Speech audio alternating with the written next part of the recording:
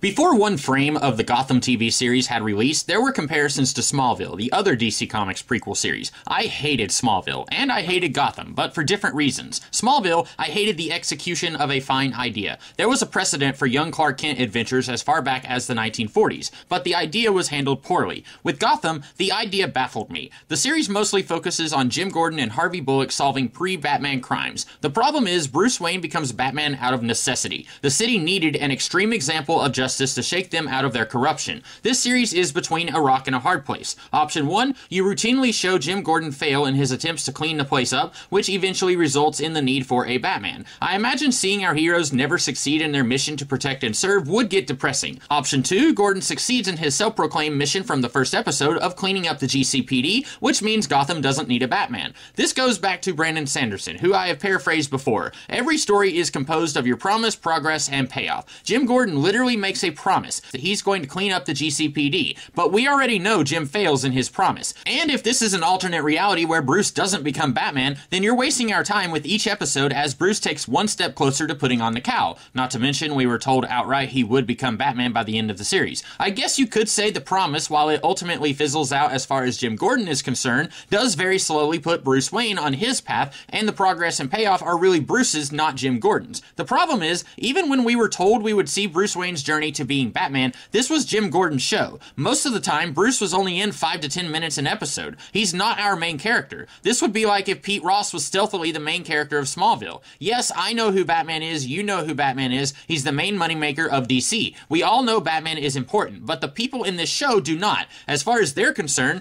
Bruce Wayne's just a kid. And since Batman isn't a thing, we shouldn't be focusing so much on Bruce's journey, since, let me look, yep, this is being sold as Jim Gordon's story. Not only is this show trying to distract you from the premise of Bruce Wayne taking baby steps to the Batcave, it's also got 45 other subplots. Jim Gordon's girlfriend Barbara wants to be part of his life as a cop, then she gets traumatized by it and leaves him to go sleep with Renee Montoya, who is working with Crispus Allen to take down Jim because they believe he shot Oswald Cobblepot, who is slowly making his way up the underworld ladder from Umbrella Holder to Big Kahuna. Then you got a scheme of some kind between mobster Sal Maroni and Carmine Falcone involving the old Arkham building, which is maybe connected to the death of the Waynes, or maybe it's a red herring. Then you've got Oswald's former boss Fish, who works for Falcone, plotting his downfall, and in that plot, you've got the mini-plot of Fish trying to install a pretty face in Falcone's house to take him down, and that ends up going nowhere. Then Fish gets kidnapped by the doll maker, who is using his kidnappees to harvest organs for his mad science experiments. And you'd think, since Fish has upset Dawn Falcone, and he wants to see her punished for her insolence, that he would be behind her kidnapping. But no, this is apparently a complete coincidental kidnapping, keeping Fish treading water for a few episodes until she can return home to get her revenge. Oh, and there's corruption at Wayne Enterprises, which is connected with the Arkham plan, but also is one of the many steps on Bruce's journey. You've got Edward Nygma trying to flirt with his coworker, and that's just in the first season. There's so much going on here that it probably could have been divided into a few different shows. Since DC loves their Batman without Batman things, I'm surprised they didn't try to do that.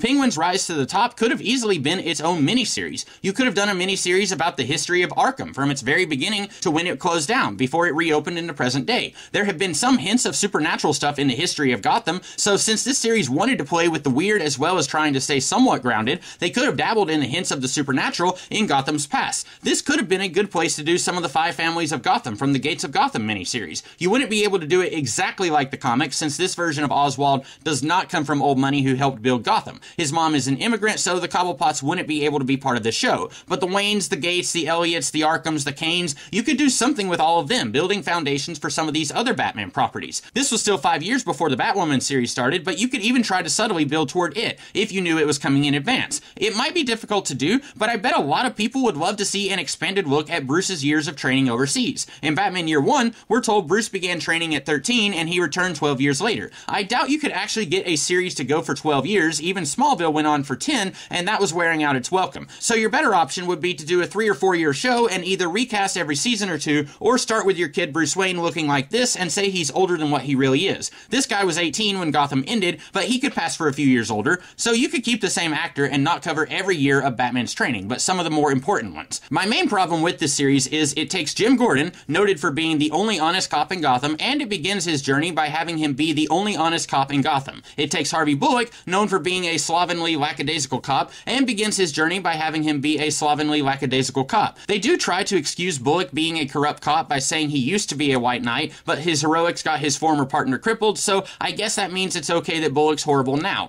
Who knows how many people have suffered because Bullock is slacking on the job now. One time he tried to save someone and someone else got hurt, so him being a dirty cop is totally okay. There's no room for these characters to grow or change because they're already who they're supposed to be when Batman comes on the scene. Your options are for them to not grow or change, or have them go in the opposite directions you expect. We get more distractions to keep us from realizing how little momentum Gordon's character trajectory has. He gets demoted to Arkham security guard for one episode, then he's back with the police, then he's fired and resorts to working as an enforcer for Penguin before returning to the GCPD. We're meant to think he's changed, but he's gone in the wrong direction, only to end up exactly where he was at the beginning, which is where we know he will be when Batman comes to Gotham. I would get very tired of this lack of growth. I got tired of a lot of things here, and I only watched the first season. Who knows what wackiness would await me if I tried to keep going. But instead of starting our characters where they will be in the main Batman canon, I have another idea. Do what the Batman Earth 1 graphic novel did. Have Gordon be the grizzled, jaded cop who's already been soured by this city, and over the course of the series, he realizes he can be better, and he changes into the heroic Gordon we know. Have Bullock be the optimistic, upbeat cop who is slowly corrupted by the city. This wouldn't be easy, but it would be much more interesting to watch. Instead of Jim being the stranger who comes to town, have Bullock be the new kid. He can spend several episodes, maybe even a season, trying to play by a moral code, but this city keeps knocking him down and won't let him play by the book, so he realizes he has to break the rules, and it hardens him into someone who barely cares anymore, and is just barely keeping himself going. That would be depressing to see in action, but this is Gotham. It's not a happy place. It'd be doubly tricky to pull off since as Bullock sinks further into darkness, Gordon would be slowly becoming more virtuous, likely inspired by Bullock's own initial optimism. It wouldn't be easy to have these two going in opposite directions, but I think you could do it. And if you could pull it off, like I said, it'd be much more interesting than starting them at point A and then having them end at point A. I only watched one season. That's what my library had, and I cannot imagine any reason for me to keep going. So there's probably lots of things wrong with this show that I haven't even touched on. This was just the main problems I could see in the first season. I hope you guys like this, and if you did, I'll be back next week with more videos. Until then, have a good one.